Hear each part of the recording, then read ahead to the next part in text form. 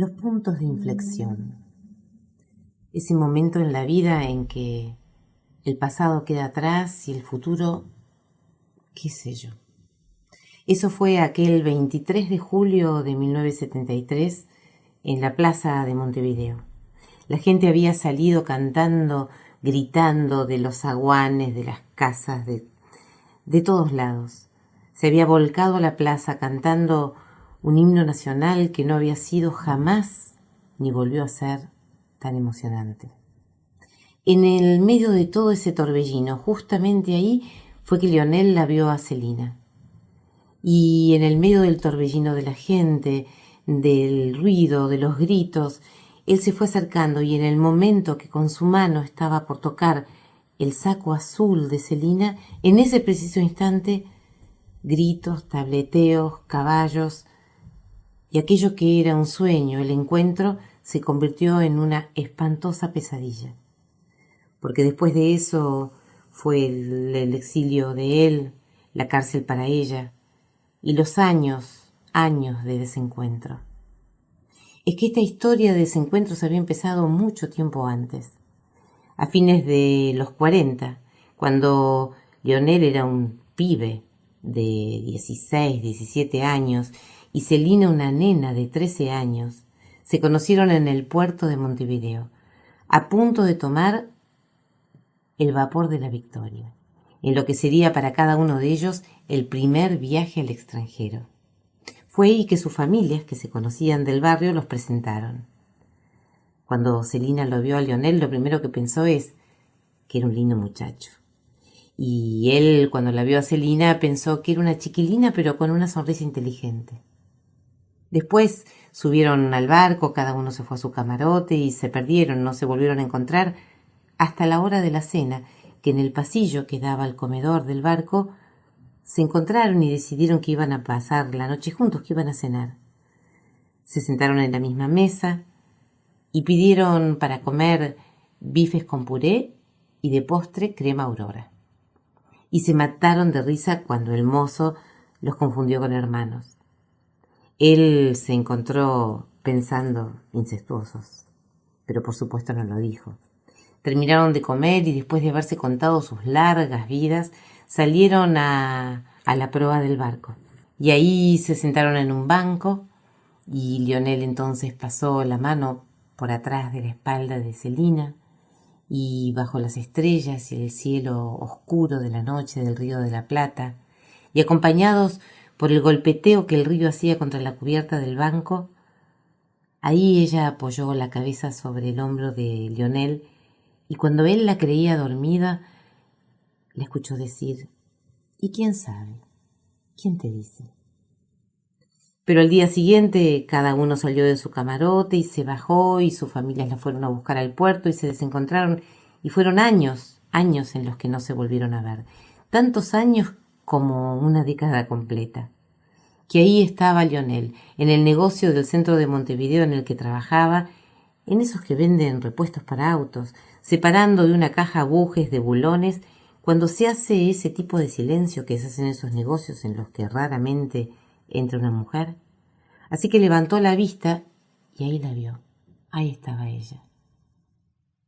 Aquella sonrisa que había sido de una chiquilina inteligente se había convertido en la sonrisa de una mujer inquietante. ¿Qué haces acá? ¿Vos no ibas a estudiar física?, le dijo Celina.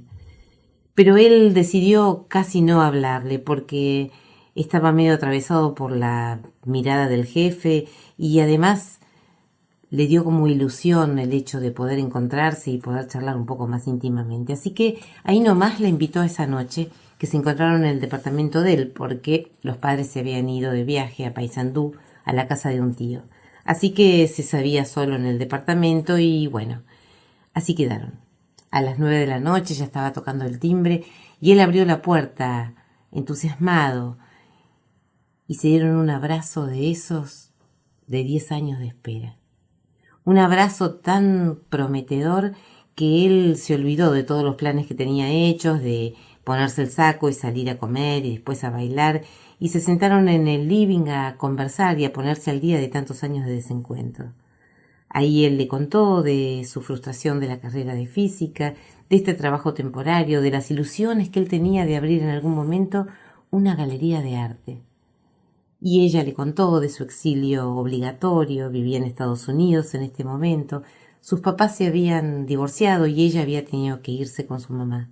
Estudiaba psicología y una cosa tras la otra, tan interesante y tan intelectual, que en realidad los dos se miraron a los ojos y se encontraron que lo que hacía falta era otro abrazo como el que habían tenido en el comienzo de la visita. Así que, después de mirarse un segundo a los ojos, Lionel la rodeó con sus brazos y se dieron un beso y se miraron a los ojos y él empezó a desabrocharle uno por uno los botones de la blusa, pero en ese preciso instante se escuchó la llave de la puerta, se abre la puerta, la hermana de Lionel, la madre la habían tenido que internar y venía a buscar ropa para la clínica. Así que Celina se abrochó rápido los botones de la blusa y le dijo que bueno, no, que ella se tenía que ir, que el día siguiente viajaba, tenía que hacer la valija, espero que no sea nada lo de tu mamá, y se fue.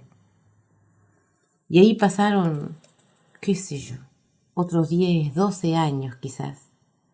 Ya era fines de los 60, cuando en Montevideo estaba Lionel en su galería de arte, La Paleta se llamaba. Ahí estaba en el medio de un vernissage de un pintor uruguayo que pintaba caballos. En el medio de vino, empanadas, ahí estaban cuando la vio aparecer a ella. Estaba acompañada por su marido, un arquitecto venezolano ampuloso que saludaba a todo el mundo como si fuera un viejo conocido y en realidad no conocía a nadie. Ella, por detrás del arquitecto, le sonrió con un poco de melancolía y conversaron de estas cosas que uno conversa después de tanto tiempo de dejarse de ver y sobre todo de encontrarla a ella bien casada. Ya sé todo de vos, le dijo ella. Sé que te casaste, que ella es actriz, que se llama Norma. No, todo no sabés, porque me divorcié, le contestó él. Y se hizo un silencio tan incómodo que el arquitecto venezolano decidió seguir saludando conocidos de toda la vida que no conocía. Y ahí, cuando se quedaron solos, frente a frente, él la miró a los ojos y le preguntó: ¿Cómo estás? Mal, le dijo ella. Pero después la gente y después el desencuentro otra vez y después aquel 23 de julio de 1973 y el exilio para él y la cárcel para ella y la vida y el dolor. Eran fines de los 80 y él estaba en su piso de Madrid, donde vivía ya hacía unos cuantos años, cuando sonó el teléfono. Solo le bastó escuchar Lionel para darse cuenta que a través del tiempo era ella, Celina. Y no la dejó casi hablar. Le dijo que al día siguiente él tenía que partir en un viaje por el sur de España, en tren, para buscar nuevos valores de la pintura española, que por qué no iba con él y se ponían al día en este viaje. Celina tardó 20 segundos en contestarle, y esos fueron los 20 segundos más largos de la vida de Lionel. Pero quedaron que sí, que el día siguiente se encontraban a las 9 de la noche en Atocha. 9:20, él estaba de pie, paradito, con los boletos en la mano. 9:15, llegó Celina corriendo, pidiendo 1000 disculpas, perdón, así que no hubo tiempo nada más que para que él la agarrara de la mano y así corriendo fueran por el andén hasta la puerta del vagón que les correspondía y subieron en el mismo momento que el tren se ponía en movimiento. Así que con el envión del tren caminaron los dos por el pasillo hasta la puerta de los 2 camarotes contiguos que él había reservado. Casi sin mirarse entró cada uno a su camarote, dejaron su equipaje, volvieron a salir al pasillo del tren ya en marcha, y ahí sí, ahí estuvieron frente a frente y con todo el tiempo del mundo. Se miraron a los ojos y se dieron un abrazo que parecía interminable. Cuando pudieron soltarse uno del otro, se pudieron ver a los ojos, a la cara, al tiempo. Y ahí entonces él le dijo: tengo un comunicado para hacerte. ¿Así? Sí, te amo. Y te amo desde el primer momento que te vi. Ah, claro, y por eso pasaron tantos años que no nos encontramos y así se pusieron a reír y caminando fueron hasta el vagón comedor a cenar, como aquella noche en el barco, pero esta vez no hubo ni bifes con puré ni crema aurora. Y el mozo no los confundió con hermanos. Cuando salieron de cenar, salieron caminando por el pasillo del tren, y así fueron en silencio, después de haberse dicho tantas cosas, hasta las 2 puertas contiguas de los camarotes de cada uno. Lionel se quedó terminando el cigarrillo que estaba fumando, mirando la noche que con oscuridad y velocidad pasaba por afuera de la ventana. Ella le puso la mano en el hombro y le dijo: estoy cansada, seguimos mañana. Y le dio un beso en la mejilla, tibio, calentito. Se dio media vuelta y se metió en su camarote. Lionel se quedó mirando por la ventana, la noche, la nada, el tiempo. Apretó el cigarrillo contra el piso y entró a su camarote. Sacó del bolso de viaje, ese que siempre llevaba, el pijama, el cepillo de dientes y la novela de Salinger que estaba leyendo, y se fue a lavar los dientes al baño. Pero cuando volvía y iba directamente al pijama, decidió llamar a la puerta que separaba los 2 camarotes. Celina contestó abriendo la puerta. Celina ya no es esa chiquita de sonrisa inteligente que él conoció en el puerto. Es una mujer que peina canas y dolores. Y Lionel no es aquel muchacho interesante y lindo que conoció Celina en el puerto. Es un hombre que lleva a cuestas como mochila su soledad. Afuera parece que golpea el viento la ventana, como aquella noche el agua contra la cubierta del barco.